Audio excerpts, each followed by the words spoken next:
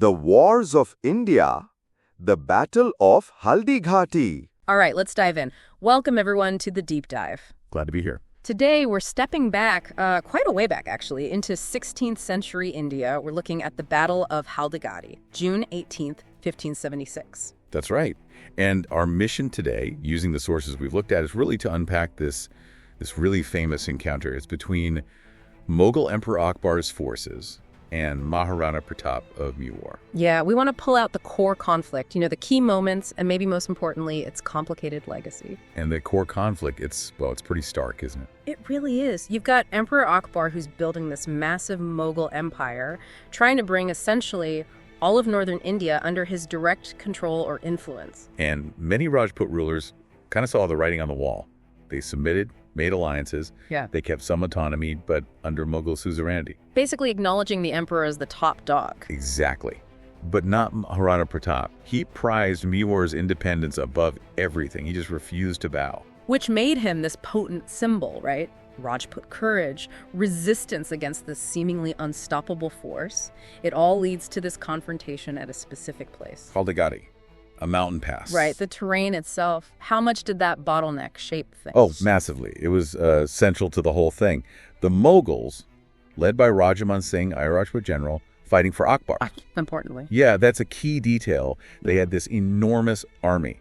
Sources suggest, maybe 80,000 men? Something like that? Yeah. Huge numbers, heavy cavalry, even early firearms, those matchlocks. Just a formidable force. And on the other side, Maharana Pratap. His army was, tiny in comparison. Significantly smaller. Estimates vary wildly, maybe 3,000, maybe up to 20,000.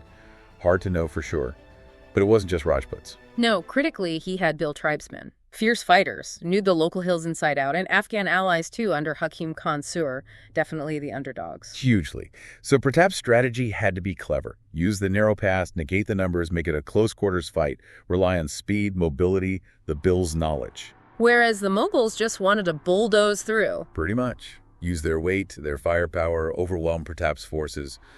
Standard tactics for a larger, better equipped army. So the actual fight in the pass, it must have been brutal. What were the key moments? It wasn't just one big clash, was it? No, far from it. Intense fighting. The sources talk about the initial Rajput charge, incredibly fierce. Apparently it really shook the Mughal front lines, caused some chaos. Hand-to-hand stuff in that confined space. Nasty. Very. But the moment that really stands out, the one everyone remembers from the stories and the sources, is Pratap's own charge. On his horse, Chetak. Aiming directly for Man Singh, the enemy commander. Yeah, a really audacious move, trying to cut the head off the snake, so to speak. Shows his leadership, maybe desperation too. Did he make it? Not quite. He didn't manage to, effectively engage Man Singh. And Chetak, his horse, was badly wounded in the attempt. Chetak, the legend. Exactly. The story of the horse carrying the wounded Pratap to safety before finally collapsing. It's become this powerful symbol of loyalty, of sacrifice. But ultimately, the Mughal numbers and firepower just told. Pratap's forces couldn't hold. They fought incredibly hard, but they were battered. They had to retreat, melt back into the hills. The Mughals held the field. Okay, so let's unpack that outcome. Holding the field sounds like a win for the Mughals. Tactically, yes. On the day, they won the battle. They controlled the pass, they pushed Pratap back, they even occupied parts of Mewar for a time. And there's always a but, isn't there? There usually is. They didn't achieve their main goal. They didn't capture Maharana Pratap. And they didn't fully crush Mewar's resistance. Precisely. This is where the tactical win meets the strategic, lack of a knockout blow. Pratap escaped. He regrouped. And he started years of effective guerrilla warfare from the Air Valley Hills. So he kept fighting, denied Akbar that complete victory. Exactly. The sources are clear. Both sides suffered heavy losses at Haldighati. It was a bloody, costly day. A tactical win for the Mughals, sure, but strategically incomplete. Which leads us neatly into the legacy.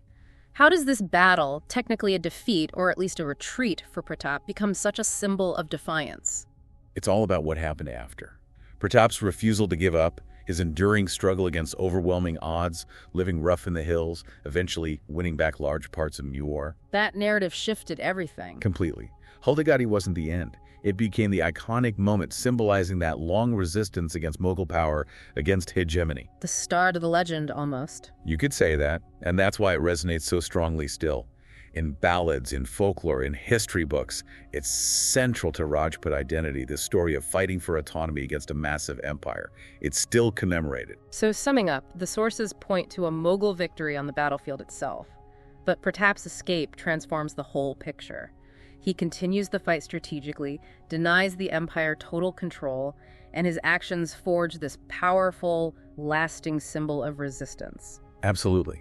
And if you think about it more broadly, it really highlights how we define the outcome of historical events. It's not always just about who held the ground at sunset. Right. Resilience, leadership, the cultural narrative that grows out of it, they all shape the meaning. It makes you wonder, doesn't it? How often is holding on to the spirit of independence, that refusal to yield, its own kind of victory, regardless of the immediate result? Definitely something worth considering. How we measure success and failure in history isn't always straightforward.